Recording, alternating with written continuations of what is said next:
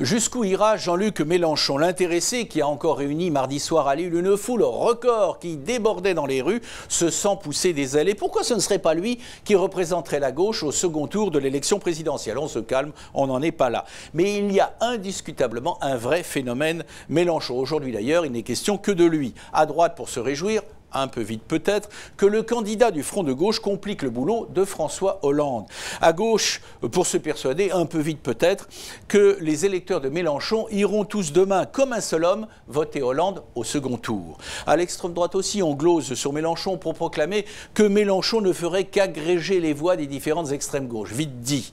Et puis ailleurs, en ville, on dit, on répète que Mélenchon a du talent et fait une formidable campagne. C'est vrai et en même temps, c'est un peu court. D'abord, s'il a du talent, c'est pour certains une découverte toute récente. À gauche, on ne s'intéressait jusqu'ici qu'aux écolos et à Mélenchon, on faisait en gros le coup du mépris. À droite, c'était plutôt le coup de l'indifférence. Who is Mélenchon? Mélenchon, c'est qui?